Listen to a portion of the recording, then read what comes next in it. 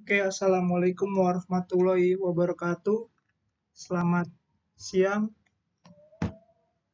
Perkenalkan, nama saya Agung Priyatna. NIM saya 2016-230097. Baik, di kesempatan di video kali ini saya revisi sidang isi yang didapat oleh revisi yang telah didapat oleh Bapak penguji, yaitu Pak Suzuki, Pak Bagus, dan Bu Eva.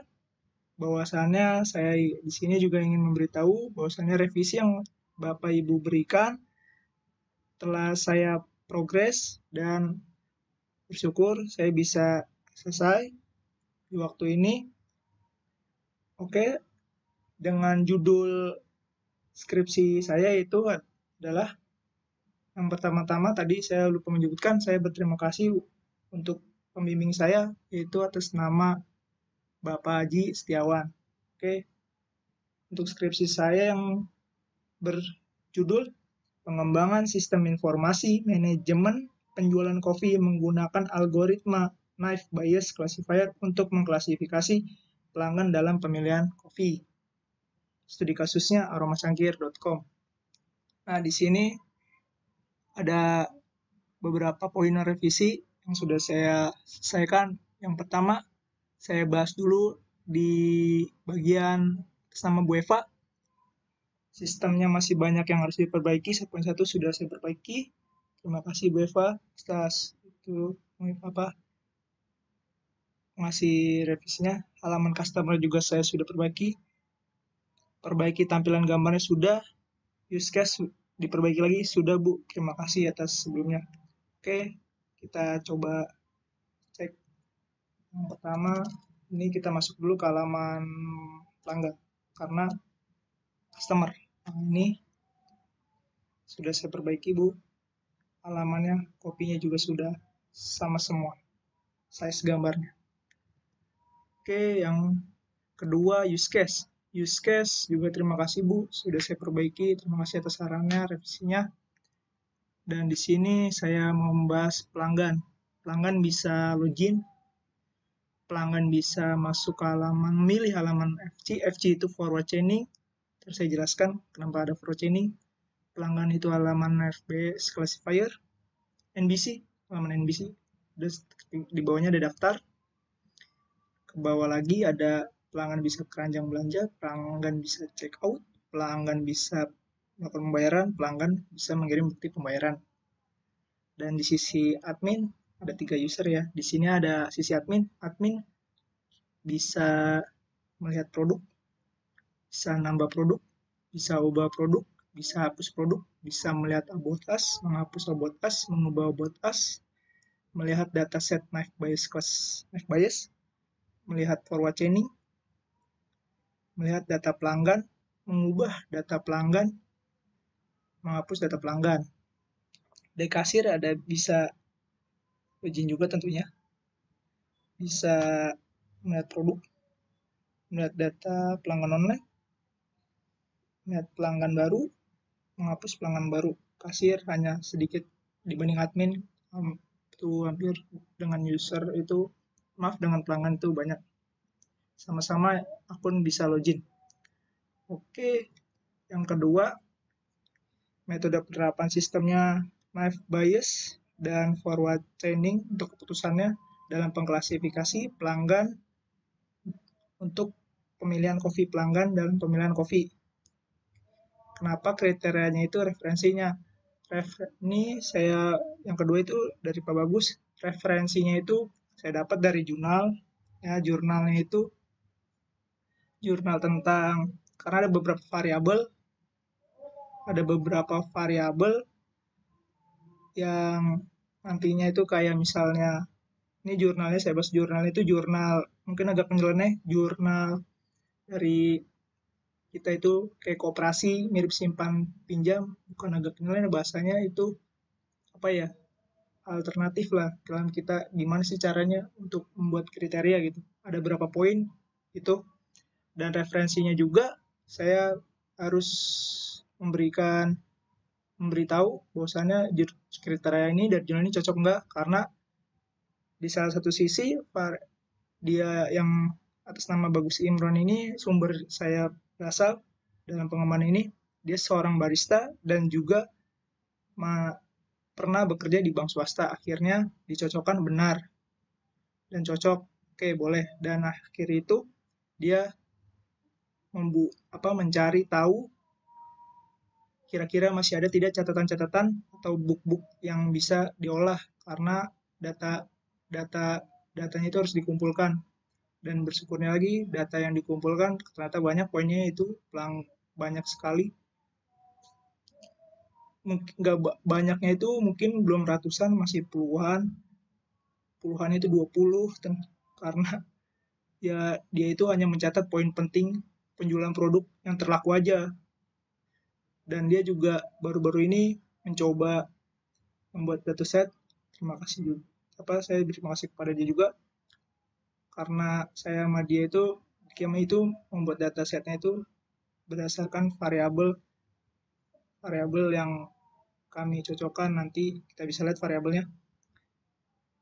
Jadi variabelnya itu valid, dan pengambilan data itu wawancara, data testing, dan data manual. Iya, ada data testingnya ada dan data manualnya itu ada nanti di halaman knife bias. Penerapan metodenya itu ada 2, penerapan metode knife bias classifier dan hasil uji coba, keterangan hasil nanti kita demonstrasikan. Untuk metode ada 2, karena di sini Pak Suzuki memberikan ini metodenya juga cuma 1, harusnya ada 2. Oke, saya pilih metode forward chaining untuk mengklasifikasi. Dalam arti ini si forward chainingnya itu bisa dibilang siapa kira-kira dalam 2 metode ini dapat memecahkan masalah dengan cepat, itu performanya lebih bagus mana itu dari segi kecepatan pengambilan keputusan. Oke. Ya benar, kemarin tidak memadai karena data yang kemarin kurang. Apa yang saya tunjukkan kepada Bapak pada saat sidang. Terima kasih untuk Pak Suzuki telah menyarankan metodenya. Oke, untuk menambah metodenya, jangan saya mulai dulu karena kita bicara metode. Nah, di sini kan kasusnya pelanggan itu kebingungan memilih kopi apa. Jadi ada 2 metode keputusan. Yang pertama itu kita coba di NBC, karena judul saya knife bias classifier, pertamanya baru NBC. Nanti kedua itu forward chaining. Di sini forward chaining juga ada keunikan. Terima kasih untuk Bu Eva telah masih salah satu revisi sistem, masih banyak yang harus diperbaiki halaman customer-nya. Oke, jadi sistemnya itu saya perbaiki lagi, dan saya jujur nanti saya ceritain kenapa saya bisa nemu ini, membuat sistem ini. Oke, kita NBC dulu. Nah, kita pilih NBC. Jika kamu bingung mau beli kopi apa, jangan khawatir, tentang beli kopi kamu klik di sini, salah satunya itu bahasa pengantar NBC. Nah, di NBC ini, nah ini ada salah satu halaman. Kalau kita lihat ada dataset, jadi pelanggan bisa melihat juga dataset. Dataset itu adalah data pelanggan yang telah membeli sebuah kopi, tipe kopi dengan ukuran green itu ukuran gilingan dan harga kopi tersebut. Nah, untuk yang tadi saya bilang, saya dapat referensi kriteria dari mana, kayak status, pekerjaan, penghasilan itu dari jurnal, dan saya cocokkan juga dan saya konsultasikan kepada sumber namanya Bagus Imron tadi. Kebetulan dia juga pernah bekerja di bank, itu bank swasta BCA di bagian marketing, dan dia bilang, oh iya benar, pas dengan kasus kita. Untuk harga saya screen tipe kopi, dia juga sekarang berkecimpung di dunia barista juga. Akhirnya dia tahu, jadi harga kopi saya screennya apa, tipe kopi, jadi valid ini datanya. Data itu data rancangan dari dia, saya dapat dari dia. Terima kasih juga, saya ucapkan terima kasih untuk si Bagus Imron ini. Oke, ini datanya, dan coba kita, ini pelanggan yang mau membeli kopi dan tidak tahu, ya kan, ini dia bisa mulai dengan adanya ini bisa membantu pemilihan kopi tentunya. Oke, kita tes. Namanya Agung Priyatna. Ini ya, asumsikan aja. Nama saya Agung Priyatna. Saya pilih di sini ada laki-laki, tentu ada laki-laki. Usia saya di atas 20-30 tahun. Nah, di sini mau menikah apa belum nikah? Saya pilih menikah aja. Nikah muda ya. Nanti PNS, pekerjaan PNS. Kita pilih 5 juta.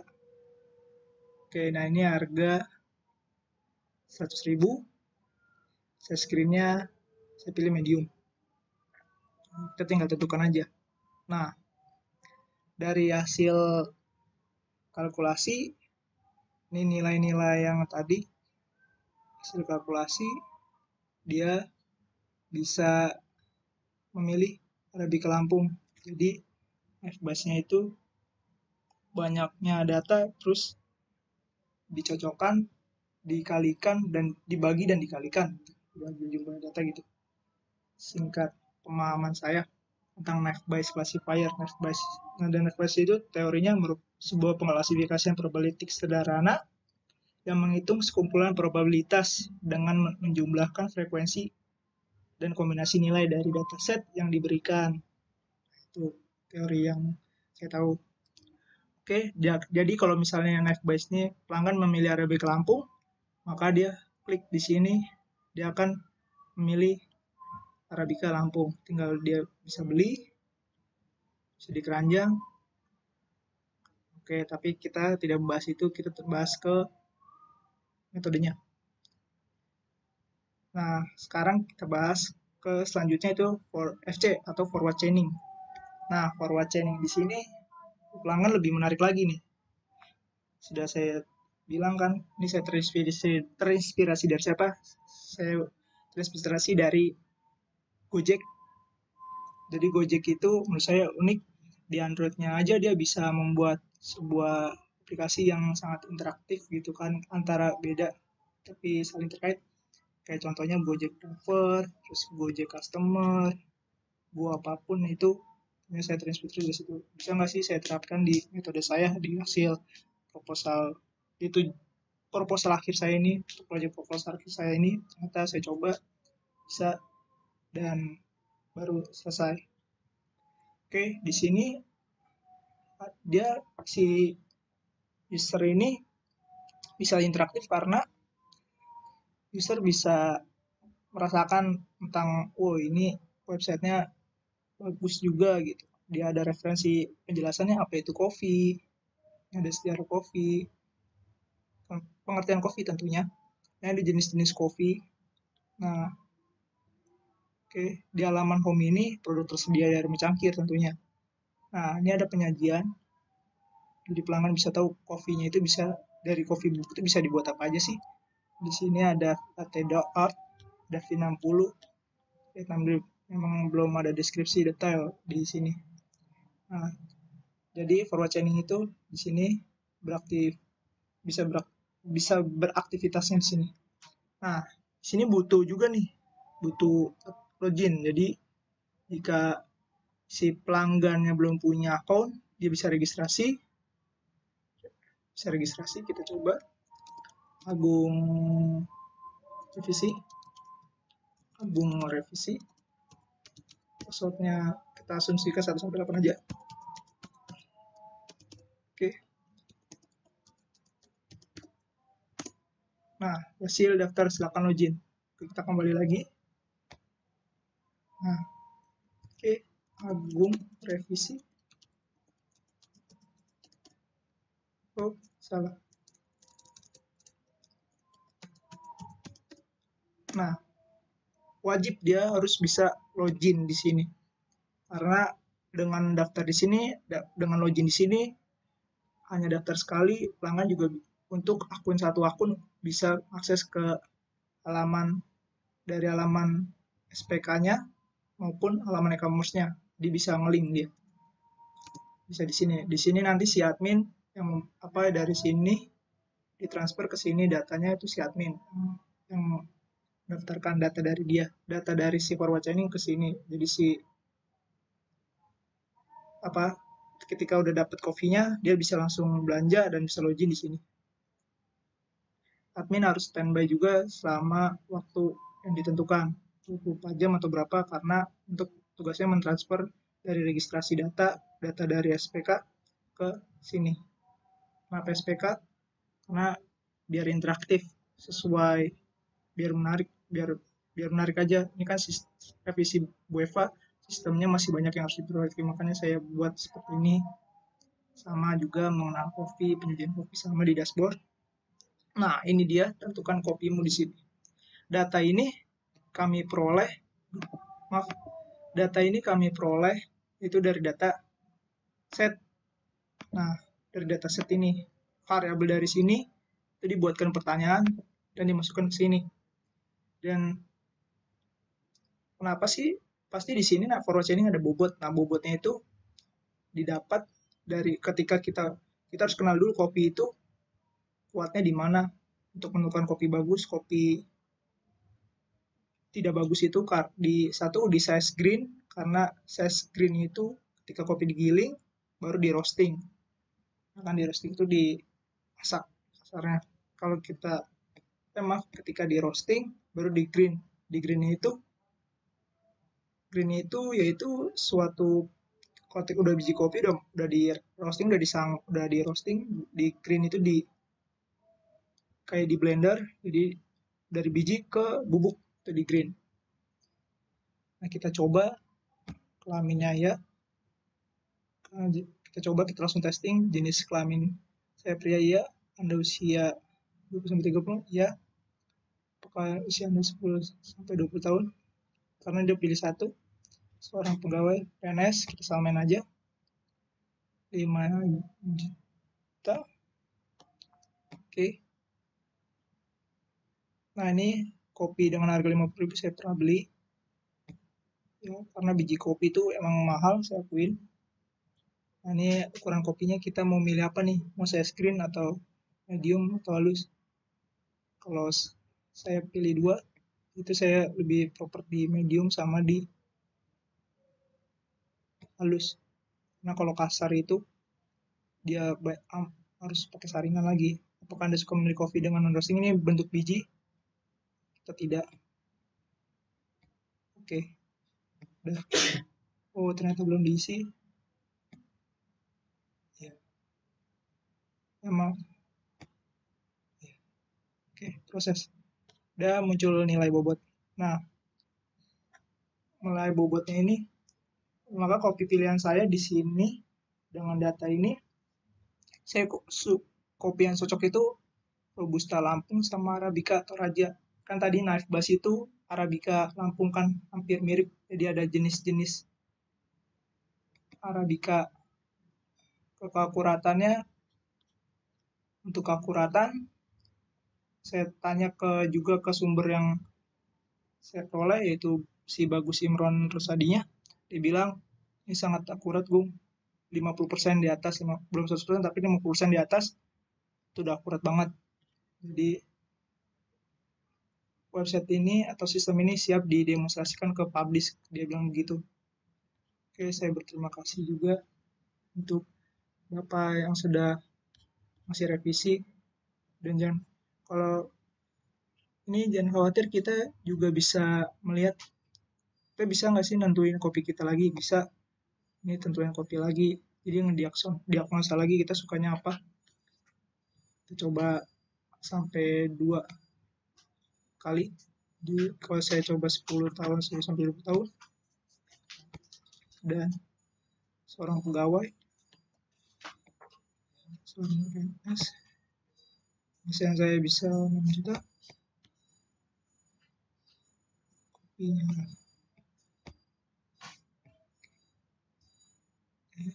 Dan ini saya pilih tiga-tiganya.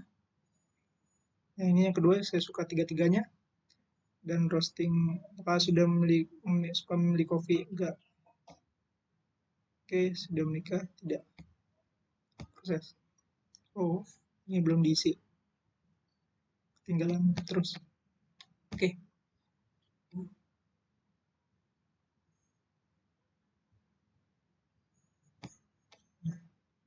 proses. Dari hasilnya sudah dibilang, nah ini kalau kita milih size greennya itu kita suka semua, maka Arabica Lampung dapat terpilih Robusta Lampung 3 kopi tentunya. Kenapa? Karena 3 kopi ini bisa dipadukan. Bedanya dengan knife base, kalau knife base itu hanya satu objek, kalau dia bisa hasilnya bisa multiple objek. Oke, dan ini bobotnya ini didapat 20%. 20% yang paling gede itu karena si ownernya bilang kalau kopi dan kopi bagus ketika di roasting itu dari size greennya untuk kopi baik, dan makanya dia ngasih nilai ini dari si bagus itu intronya dia ngasih nilai bobotnya 20%, sisanya 1,3%. Oke, dan kalau ketika kita nggak memilih ini semua, hasilnya apa? Kita tes kalau saya hanya memilih kelamin, anggap saya masih anak kecil 10, ya kan. Oke, ini tidak pegawai, tidak PNS. Oke, ini tidak saya pilih.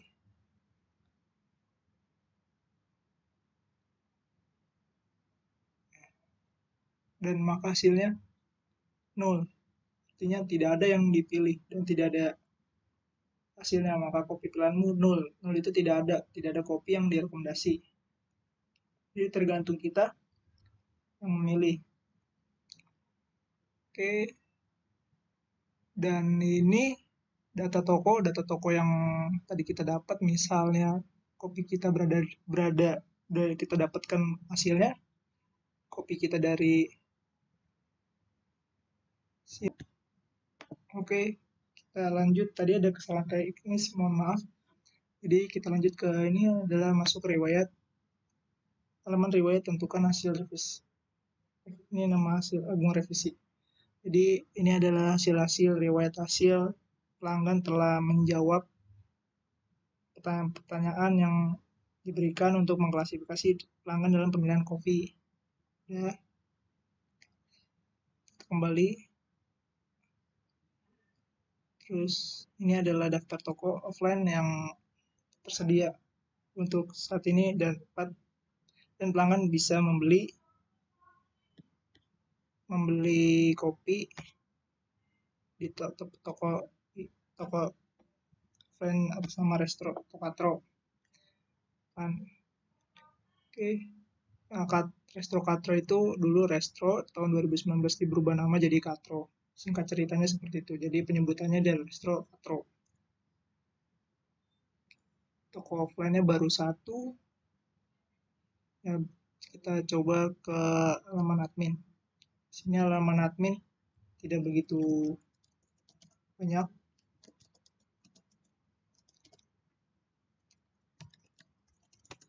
Halaman admin hanya bisa menambahkan toko offline, bisa melihat,